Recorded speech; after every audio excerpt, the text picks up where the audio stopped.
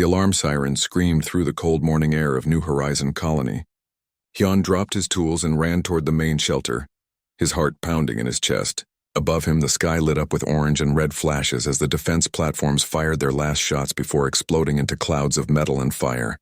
Everyone inside. Now, Borum shouted from the shelter entrance. She was young for a security officer, but her voice carried the weight of someone who knew what was coming. Her hand shook as she counted the people rushing past her. Too many people. Not enough time. Hyun grabbed his two children by their hands and pulled them through the crowd. His daughter was crying. His son kept looking up at the sky where the massive Kryn warships hung like dark clouds blocking out the sun. The boy had never seen warships before. None of them had. New Horizon was a peaceful mining colony. They dug minerals from the ground and sent them back to the consortium. Nobody was supposed to attack them. Daddy, what's happening? His daughter asked between sobs. Hyun did not know what to tell her. He was just a maintenance engineer. He fixed broken machines and checked power systems. He was not trained for this. Nobody in the colony was trained for this. Inside the command center, Daeho stared at the screen showing the Kryn fleet. 18 ships. Heavy cruisers, destroyers, landing craft. The old administrator's scales had lost their color. He had lived 70 years and led this colony for 20 of them. He had always believed the consortium would protect them. They paid their taxes. They followed the rules. They sent regular reports, but the nearest consortium fleet was 3 weeks away. The message had been clear when it came back. Hold position. Evacuate to shelters. Help is coming. 3 weeks. The Kryn would not wait 3 weeks. Sir, they are broadcasting, Jiwon said from her communication station. Her insect-like hands moved quickly over the controls, adjusting frequencies and recording everything. Daeho nodded. Put it through. The voice that filled the room was deep and cruel. It spoke in perfect galactic common, each word chosen to create fear. People of New Horizon Colony, this is Commander Thrak of the Kryn Dominion. Your defense systems are destroyed. Your communication with the consortium is cut off. You have no weapons. You have no protection. A pause. Then the voice continued. You will surrender within 2 hours. You will come out of your shelters with your hands visible. You will not resist. If you do these things, you will become workers for the Dominion. You will live. If you resist, you will die. All of you. Your choice is simple. The transmission ended. The silence in the command center was heavy. Daeho looked around at his staff. They were all looking at him, waiting for him to say something wise, to give them hope. But what hope was there? Keep broadcasting our distress signal, he finally said to Jiwon. Use all frequencies. Old ones, new ones, everything. Sir, nobody is close enough to help, Jiwon said quietly. I know, but we keep trying anyway. Down in the main shelter, 3,000 people waited in the dim light. They sat on the cold floor holding their children, holding each other. Some prayed to their gods. Others just stared at nothing. Hyun sat with his back against the wall, his children pressed against his sides. Borum walked through the shelter with her small security team. They carried mining equipment modified into weapons. Cutting lasers. Explosive charges meant for breaking rocks. It was not much. Against trained Kryn soldiers, it was nothing. But it was something to hold on to, something to make them feel less helpless. How long do we have? Hyun asked when Borum walked past him. She checked her watch. 1 hour and 30 minutes. Hyun closed his eyes. His grandfather used to tell him stories when he was young. Stories about humans. The ghost species. The ones who vanished 200 years ago, leaving behind only legends and warnings. His grandfather said humans were warriors who never gave up, who fought battles they could not win and somehow won them anyway, who came to help when nobody else would, but they were just stories. Fairy tales to make children brave. Humans were gone, if they ever existed at all. Time passed slowly in the shelter. Every minute felt like an hour. People whispered to each other. Babies cried. Somewhere in the back, someone started singing an old song about home and safety. Others joined in. The sound filled the shelter with something that was not quite hope, but was better than silence. In the command center, Daeho made his decision. He would speak to the colony before the end came. He would tell them that they stood together, that they faced this with dignity, that their lives meant something even if they ended today. He walked to the microphone, preparing his words. Then Jiwon made a sound. A small gasp of surprise, sir, she said, her voice shaking. Sir, I have something. On the old human emergency frequency, Deho turned. What? Jiwan's hands moved over her controls, verifying what she was seeing. It is an encrypted transmission. The codes are authentic. 200 years old, but authentic. Sir, someone is responding on the human channel. That is impossible, Deho whispered. Should I decode it? Yes, now. The computer worked for several seconds. Then a voice came through the speakers. Clear, confident, speaking perfect galactic common with an accent nobody had heard in 2 centuries. New Horizon Colony. This is UENS Indomitable. We received your distress call. Hold your position. Cavalry is here. Deho stared at the speaker. Jiwan stared at her console. Neither of them moved. Neither of them breathed. Did you say UNs?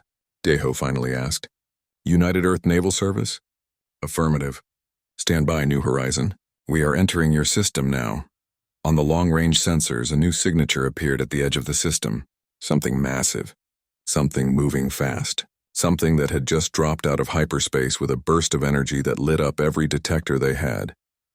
Jiwan pulled up the visual feed. The image was distant, but clear enough. A ship, not like any consortium vessel. Angular, predatory, covered in weapons. It was painted dark gray with white markings on the side. Letters in the ancient human language. English UNs Indomitable. They came, Deho said, his voice breaking. The humans came.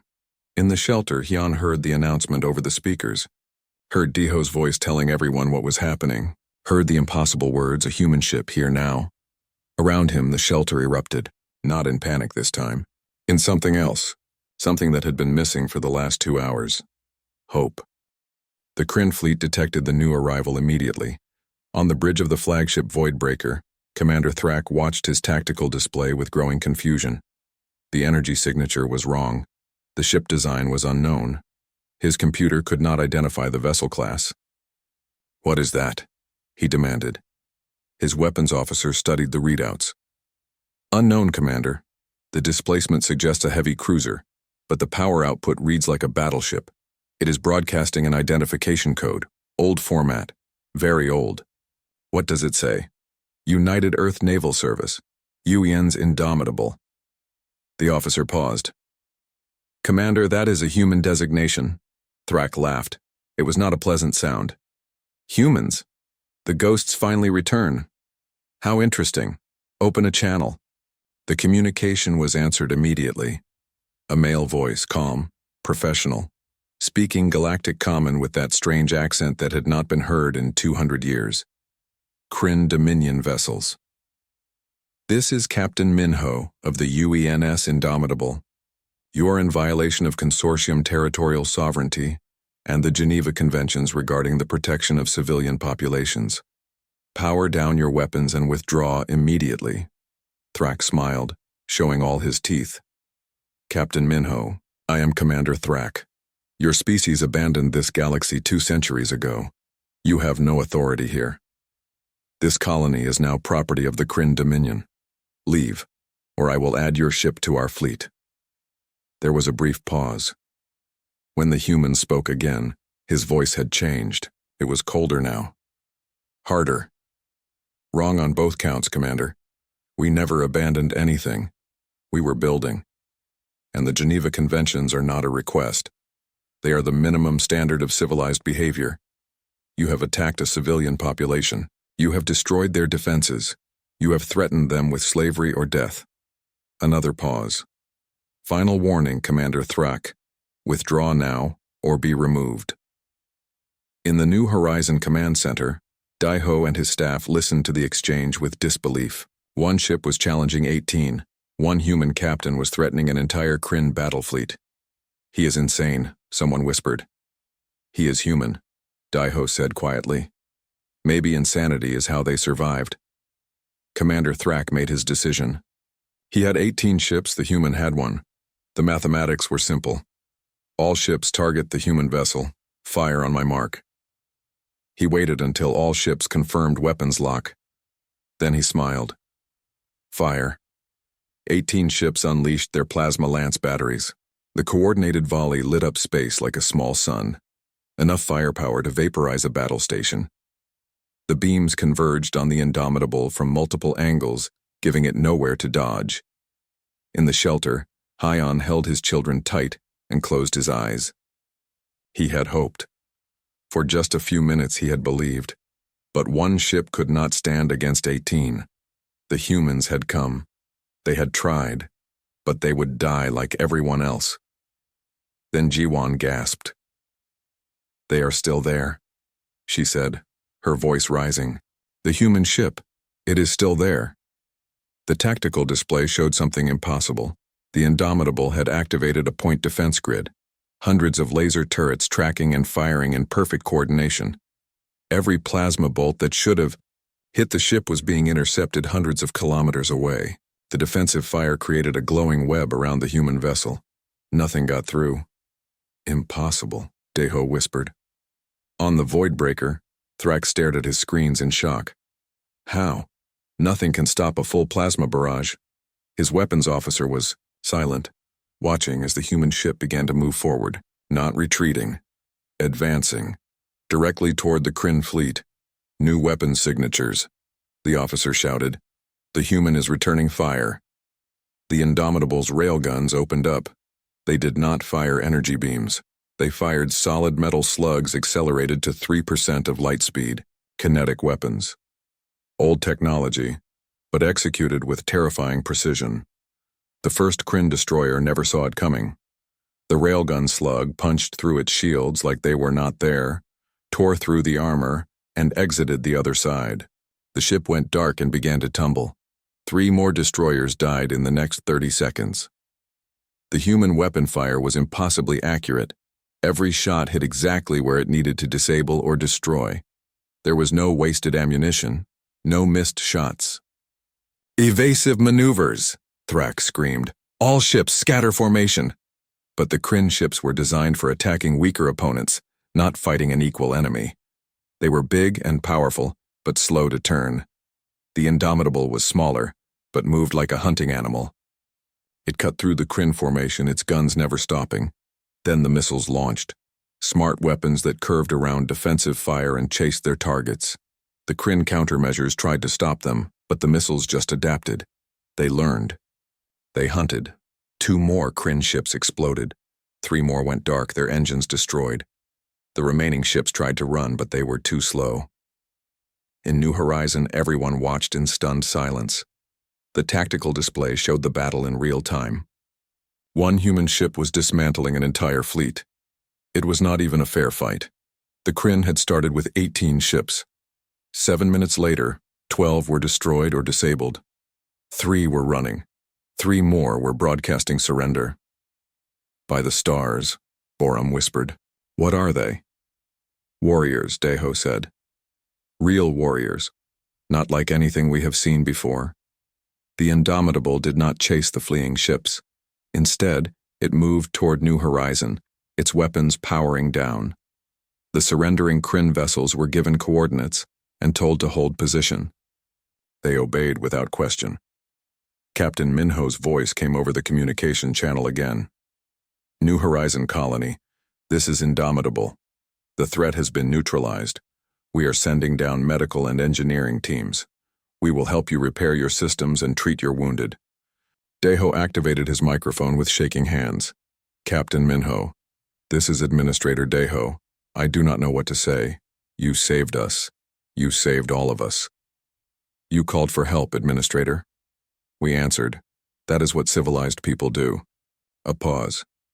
"We have questions, though, about why you were left so vulnerable. Why the consortium response would take 3 weeks. But those questions can wait. Right now, let us get your people safe and your systems working." "Yes. Yes, of course. Captain, I must ask, where did you come from?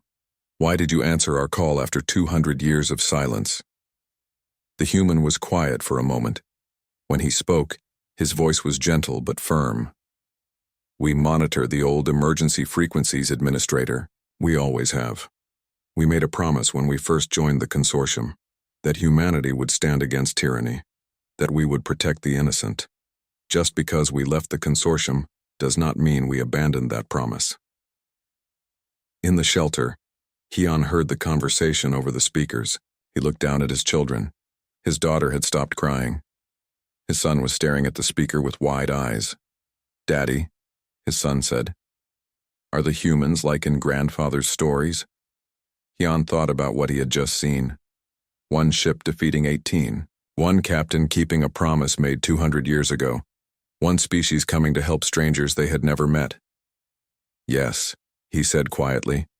"Exactly like in the stories." Around them, the shelter was erupting in celebration. People were crying, laughing, hugging each other. The impossible had happened. Help had come, not from the consortium, from the ghosts, from the legends, from the humans who remembered their promises. Above New Horizon, the Indomitable took up a protective orbit. Its weapons stayed ready. Its sensors watched for any new threats, and inside the crew prepared to do what humans had always done best: help those who could not help themselves. The human shuttle came down through the clouds like a silver bird. The entire colony had gathered in the main plaza to watch. Nobody wanted to miss this moment. The first humans to set foot on New Horizon in 200 years. Some people were scared. Some were excited. Most were just curious. Hyun stood with his children at the front of the crowd. His son kept asking questions. What do humans look like? Are they really warriors? Do they breathe the same air? Hyun did not have answers. Nobody did. The old records showed pictures, but pictures were not the same as seeing something real. The shuttle landed with barely a sound. Its engines were quieter than consortium shuttles, more efficient. The ramp lowered, releasing a small cloud of steam into the cold air. Then the humans emerged. They were smaller than Hyun expected, shorter than most Viscari, not much taller than Chithai. They wore uniforms that were dark blue with white trim. Their skin came in different shades of brown and tan. They had hair on their heads in various colors. 2 legs, 2 arms, 2 eyes. Not so different from many species in the consortium, but there was something else. Something in the way they moved. Every step was purposeful.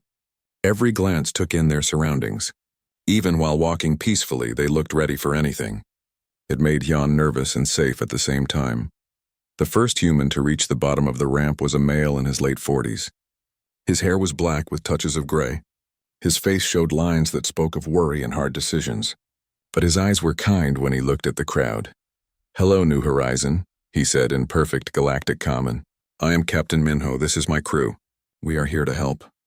Daeho stepped forward, his old legs shaking slightly. "Captain Minho, welcome. We are in your debt." Minho shook his head. "No debt, just doing what is right."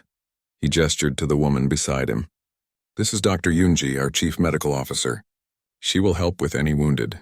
And this is Master Chief Taeyang, our lead engineer. He will work on your damaged systems." Dr. Eunji was younger than the captain, maybe in her early 30s. She had short dark hair and quick movements. She immediately started scanning the crowd with a medical device. "Who is in charge of your medical facilities? I need a status report on casualties and supplies." Someone hurried forward to guide her. She was already moving, her team following with cases of equipment. Within minutes, she had set up a triage station and was treating people with frightening efficiency. Master Chief Taeyang was an older man with scarred hands and a face that rarely smiled. He looked at the damaged buildings and broken equipment with the eye of someone who had fixed 1,000 problems. "Where is your main power station?" he asked. Hyun raised his hand. "I can take you there. I am the maintenance engineer." Taeyang studied him for a moment, then nodded. "Good. Let us go." As they walked through the colony, Hyun tried not to stare at the human beside him. Taeyang carried a heavy toolbox that looked like it weighed nothing. His uniform had patches and symbols that Hyun did not recognize. Military insignia from a civilization that had been gone for 2 centuries. "How bad is it?" Taeyang asked. "The main reactor is stable, but 3 backup generators were destroyed. The water filtration system has damage. Communications array needs complete replacement. And the defense platforms are gone completely." Taeyang grunted. "We will fix what we can with what you have. The rest we will fabricate." "How long have these systems been running without proper maintenance?" Hyun felt embarrassed. "We do our best, but supplies from the consortium are slow to arrive. Sometimes we wait months for spare parts." "Months?" Taeyang stopped walking and looked at him. "You are a frontier colony. You should have full fabrication facilities and emergency supplies. Who designed this setup?" "Consortium Colonial Planning Office." Taeyang shook his head. "They set you up to fail, or at least to be dependent. That is not how you build a colony that survives. He started walking again. Humans learned that lesson the hard way. We build everything to keep working when things go wrong. Because things always go wrong. At the power station, Hyun watched in amazement as Taeyang and his team worked. They did not just fix the broken generators. They improved them. They added safety systems. They increased efficiency. And they did it all with tools that looked both more advanced and more practical than anything the consortium made. Why do you do it this way? Hyun asked, watching Taeyang rewire a control panel. Because fixing something properly takes the same time as fixing it temporarily. But fixing it properly means it will not break again next week. Taeyang looked up from his work. Consortium builders seem to think colonies should be comfortable. We think colonies should be tough. There is a difference. Meanwhile, Borum was working with the human security team. She expected them to lecture her about proper defensive positions or military tactics. Instead, they asked her questions. About the colony layout. About what worked and what did not. About how her team thought and fought. A young human soldier named Corporal Jiho showed her a weapon. It was simpler than consortium plasma rifles, but he explained how it worked in any condition. Cold heat, dust, water. It always fired. Why is reliability so important to humans? Borum asked. Jiho smiled. Because the enemy gets a vote. Your plans will fail. Your equipment will break. The weather will be wrong. The intel will be bad. So we prepare for everything to go wrong. Then when it does, we are ready. Is that why you won so easily against the Kryn? We did not win easily. We won because we trained harder. Because our equipment is better. Because we never assume we are safe. He looked serious. The Kryn thought they could beat us because they had more ships. They forgot that numbers matter less than skill. That is a lesson humans learned a long time ago. That evening, the humans hosted a gathering. They shared food from Earth. Strange dishes that some colonists loved and others found too spicy. They shared stories and music. Human children's songs taught to alien children. Engineering tricks shared between mechanics. Medical techniques demonstrated by doctors. Captain Minho spent time talking to Daeho, Jiwon, and other colony leaders. His questions were pointed. Why did the colony have such weak defenses? Why did the consortium take 3 weeks to respond? Why were there so few resources for emergencies? This is not the first time, Daeho admitted quietly. We hear reports from other colonies, attacks, raids, slow responses. But we are just colonists. We have no power to change things. Minho's jaw tightened. You should not need power. You should have protection. That is what governments are for. The consortium is very large, very complicated. That is not an excuse. It is a failure. Minho looked at the colonists, celebrating around them. These people almost died today, thousands of them, because someone decided defense systems were too expensive, because someone decided frontier colonies were not a priority. What can be done? Minho was quiet for a long moment. Then he said something that would change everything. We need to send a message to the consortium, to the Kryn, to everyone, that this does not happen anymore. That frontier colonists are not targets. That when you call for help, someone answers. You mean humanity answers? Yes. We answer. As the gathering wound down and humans prepared to return to their ship, Hyun approached Captain Minho. Sir, my grandfather used to tell stories about humans, about how you never gave up, how you helped those who could not help themselves. I thought they were just stories. Minho smiled. They are not stories. They are promises, and humans keep their promises. Even after 200 years? Especially after 200 years. Because some things do not change. Some things should never change. He looked up at the night sky where the Indomitable orbited. We will make sure you are safe. And not just you. Every colony. Every civilian. That is the new rule. Hyun believed him. The Kryn came back 1 week later. Not to New Horizon. They were not that stupid. They came to the edge of the system with 40 ships and a massive dreadnought called the Voidbreaker. They were waiting for the Indomitable to leave. Waiting to teach the humans a lesson about interfering in Dominion business. Jiwon detected them first. She ran to tell Captain Minho, expecting alarm. Instead, the captain just smiled tiredly and activated his communication device. Relentless, defiant, Tempest, Roosevelt. You are clear to jump. Coordinates locked. Jiwon stared at him.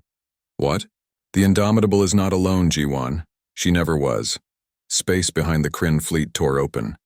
Not once, 4 times. 4 human warships appeared out of hyperspace. 2 heavy cruisers named Relentless and Defiant, a destroyer called Tempest, and something new, something huge. A carrier named Roosevelt that immediately began launching fighter craft. The Kryn fleet found itself trapped between 5 human warships. On the Voidbreaker's bridge, Admiral Thrak realized he had made a terrible mistake. All ships battle formation. Prepare to engage. His voice was shaking. 40 ships against 5 should still be in his favor, but the numbers suddenly did not feel like enough. The human fleet did not wait for the Kryn to organize. The Roosevelt's fighter wing hit first. 60 small craft moving in perfect coordination. They were not piloted normally. The human pilots were connected to their ships through neural interfaces. They moved like they were part of the machines. Like extensions of a single mind, the fighters tore through the Kryn formation. They targeted engines and weapon systems with surgical precision.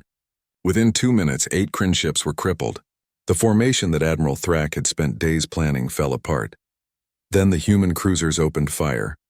Their weapons were different from what they had used before. These were directed energy weapons, lasers that cut through shields like they were made of paper. The Kryn had never seen technology like this. Their shields were designed to stop plasma and kinetic weapons. They did nothing against pure focused energy. In New Horizon, everyone watched the battle on their screens. They had been terrified when they saw the Kryn fleet. 40 ships, the same force that had attacked them. But now they watched something impossible. 5 human ships were destroying 40 Kryn vessels. It was not even close. The humans moved like predators. Every shot counted. Every maneuver was perfect. The Kryn fired back desperately, but the human point defense systems intercepted everything. Nothing got through. How are they doing this? Borum whispered. Training, Deho said quietly. Equipment, experience, they prepared for this. While we hoped for peace, they prepared for war. And when war came, they were ready.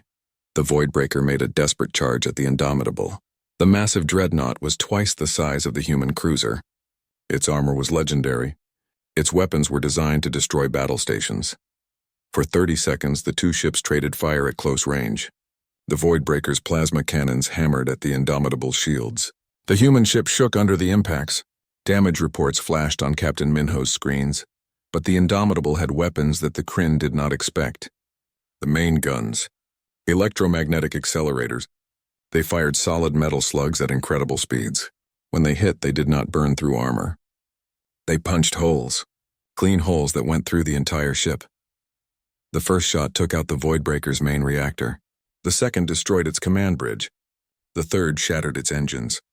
In 3 shots, the legendary dreadnought became a dead hulk drifting in space. Admiral Thrak, his ship powerless and dying, broadcast his surrender. The battle had lasted 18 minutes. 8 Kryn ships were destroyed completely. 27 were disabled. 5 had managed to jump away. The human fleet had not lost a single vessel. Minho did not celebrate. He ordered rescue operations for the Kryn survivors. Medical teams were dispatched. Damaged ships were stabilized. Prisoners were treated with respect according to the Geneva Conventions. The humans had won, but they did not gloat. They did not torture. They simply followed their rules. Then Admiral Sora's hologram appeared on every public channel in the sector. Not just military frequencies. Every communication device. Every screen. Her message was broadcast to Consortium Space, Kryn Space, and the independent systems. This is Admiral Sora of the United Earth Naval Service. Today humanity answered a distress call. We will answer every distress call. To those who prey on the weak, you are now warned. To those who believe the frontier is beyond protection, you are now informed. To those who thought humanity had vanished, we were never gone. We were preparing, she continued, her voice hard as steel. Effective immediately, the UNs will maintain rapid response fleets throughout the frontier. Any colony, regardless of species or political affiliation, that requests protection will receive it. Any force that attacks civilian populations will face consequences. This is not a negotiation. This is not a request. This is a promise, the message ended. Across the galaxy, people absorbed what they had just heard. Humanity was back, and they were not asking for permission. 2 weeks later, New Horizon had changed completely. The defense grid had been upgraded to military specifications. The power systems were more efficient. The medical facilities had human equipment.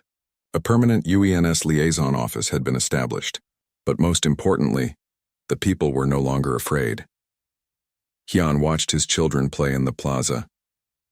They were playing a game that human soldiers had taught them.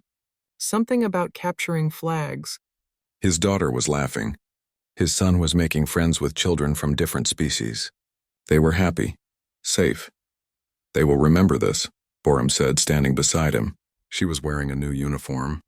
Human style, she had accepted the training position with the UENs. They will tell their children about the day the humans came. Will you leave? Hyun asked, only for training. 6 months. Then I come back to help protect my home. She smiled. The humans taught me something. Hope is not enough. You must prepare. You must be ready. That way, when danger comes, you can face it. On the Indomitable's bridge, Captain Minho reviewed reports of 3 new distress calls from the frontier. His crew was ready. The weapons were charged. The engines hummed with power. They would jump to the first location in 2 hours. Captain, his communication officer said, we are receiving messages from 47 colonies. They are all requesting human protection. Minho nodded. Forward the request to Fleet Command. Tell them we need more ships out here. More crews. More resources. He looked at the star map showing the frontier. So many colonies. So many people who needed help. We have work to do. In New Horizons' main plaza, a monument was being built. Simple, elegant. A metal plaque with words in both Galactic Common and English. Hyun read the inscription as workers finished installing it. They thought help would never come. They were wrong. Humanity remembers. Humanity protects. Humanity endures. Daeho stood beside him, reading the same words. It is true, you know. They do endure. 200 years away, and they came back stronger, more prepared. Better equipped. While we grew comfortable, they grew capable. What happens now? Hyun asked. Now? The galaxy changes. The consortium will have to reform or become irrelevant. The Kryn will think twice before attacking civilians, and frontier colonies will finally have real protection. The old administrator smiled. It is not perfect. There will be problems, politics, conflicts, but it is better, much better. That evening, as the sun set over New Horizon, Hyun told his children a story. Not about ghosts or legends, but about real humans, about Captain Minho and his crew, about the Indomitable and how it roared out of the void when all hope seemed lost, about promises kept and people protected. His children listened with wide eyes. When he finished, his son asked the question that every child in the colony was asking. Daddy, if we are in trouble again, will the humans come back? Hyun looked up at the night sky. Up there, somewhere in orbit, the Indomitable was preparing for its next mission. Keeping watch, standing guard, ready to answer the next call. Yes, he said with absolute certainty. They will come. They always will. Because that is what humans do. They remember. They protect. They keep their promises. And across the frontier, in colonies that had given up hope, communication officers kept their old human emergency channels open. They maintained the ancient frequencies. They listened to the static, waiting, hoping, because now they knew the truth. When you call for help in the darkness of space, when all seems lost, when no one else will come, a human warship might just roar out of the void to answer. Not because they had to, not because it was profitable, not because it was easy, but because it was right, and humans always did what was right, no matter the cost. Part 4. 3 days after the battle, a consortium diplomatic ship arrived. It was called the Accord's Promise, a name that seemed ironic given what had happened. The ship was large and expensive looking, the kind that carried important people who rarely left comfortable offices. Ambassador Velron stepped off the ship wearing elaborate robes that marked him as a high official. He was a Veskari like Daeho, but younger and much more arrogant. His scales were polished. His movements were practiced. Everything about him spoke of someone who had never faced real danger. He immediately began giving orders. The colony was to return to normal operations. The damaged areas were to be documented for insurance purposes, and the humans were to leave as soon as possible. Captain Minho met the ambassador in the colony's rebuild council chambers. Daeho and other colony leaders were there. So was Jiwon, recording everything. The meeting started badly and got worse. Captain Minho, Velron said, his voice full of false warmth, on behalf of the Consortium Council, I thank you for your assistance in this matter.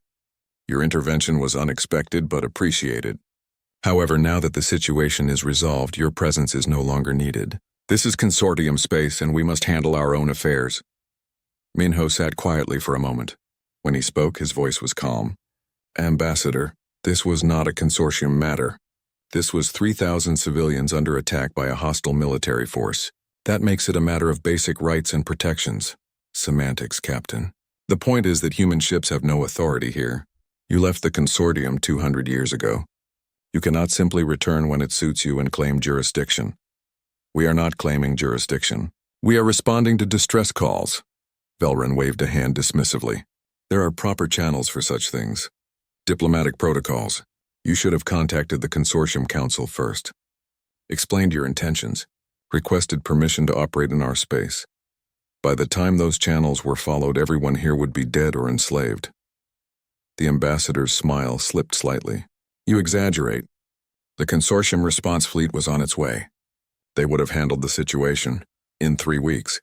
These things take time. Proper procedure must be followed. Minho leaned forward. Ambassador, I have reviewed the intelligence reports. New Horizon is not the first colony to be attacked. Over the past 3 years, 17 frontier colonies have been hit by Kryn raiders. Consortium response time has averaged 19 days. That is not procedure. That is failure. Velran's expression turned cold. You have no right to review Consortium intelligence. That information is classified. The information is public record. Colony distress calls, response times, casualty figures, all available if anyone bothers to look. Minho stood up. But nobody looks, do they? Because frontier colonies are not important enough. They are just mining operations. Resource extraction points. The people living there are expendable. That is a gross mischaracterization. Before Minho could respond, the air in the room shimmered. A holographic projection appeared. It showed a woman in a human military uniform. She was older than Minho, with white hair and eyes that looked like they could cut steel. Her uniform had more symbols and decorations than any other human they had seen. Admiral Sora, Minho said, standing at attention. Captain Minho, Ambassador Velran. The Admiral's voice was cold enough to freeze water. I have been reviewing Captain Minho's reports, and I have some questions. Velran stood, trying to maintain his composure. Admiral, this is an unexpected honor. However, this matter is being handled through proper diplomatic channels. There is no need for military involvement. Ambassador, 17 colonies have been attacked. Response times average 19 days. Would you care to explain why? The consortium territory is vast. We cannot have response fleets everywhere. We must prioritize based on strategic importance, population size, economic value. So frontier colonies are not strategic, not important, not valuable. That is not what I said. It is exactly what you said. Admiral Sora's hologram moved closer. I have also reviewed the political data. Every attacked colony was predominantly non-Vescary. Every attacked colony was in districts that voted against the current council majority. Every attacked colony had valuable mineral rights that were scheduled for renegotiation. The room went very quiet. Deho felt his blood go cold. The implication was clear. You are suggesting the council is deliberately allowing these attacks? Velran said, his voice shaking with anger or fear. I am suggesting the pattern is suspicious. I am suggesting that 19 days is not an accident. I am suggesting that elements within your government have been negligent at best and complicit at worst. These are serious accusations. They are serious crimes. Admiral Sora looked at everyone in the room. Humanity left the consortium because we saw this corruption growing. We warned you. We told you that putting politics before people would lead to disaster. You ignored us, so you return now to judge us? No, we return to do what you will not. Protect civilians.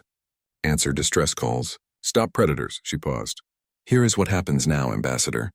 The United Earth Naval Service will establish rapid response fleets throughout frontier space. We will station ships at strategic locations, and we will respond to any attack on civilian populations. Any attack, anywhere. Velran turned pale. That is a violation of consortium sovereignty. The Council will never allow it.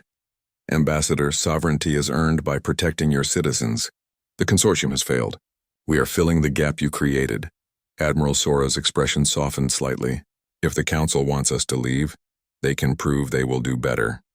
They can show faster response times, better defenses, real protection. Until then, we stay. She turned to address the colony directly, to the people of New Horizon and every frontier colony. Humanity has not forgotten you. We will not abandon you. Any colony that wants human protection need only ask. We will answer, always. The hologram faded. Ambassador Velron stood in stunned silence. He had come to dismiss the humans, to send them away. Instead, he had just witnessed humanity declare themselves the new guardians of the frontier. After the ambassador left, angry and defeated, Deho approached Captain Minho. You have just made powerful enemies. Minho nodded. Yes, but we have also made a promise, and humans keep their promises. The Council will try to stop you. Let them try. We are not asking for permission. We are not seeking approval. We are simply doing what is right. He looked out the window at his ship in orbit. Sometimes the right thing makes you unpopular. That does not make it wrong. That night, messages began spreading through the frontier, colony to colony, station to station. The humans were back. They were protecting civilians. They were answering distress calls. The word spread like fire. And in New Horizon, people slept soundly for the first time in 3 days, because they knew that if danger came again, help would answer. Not in 3 weeks, not when it was convenient, but immediately, with overwhelming force, with humans who kept their promises.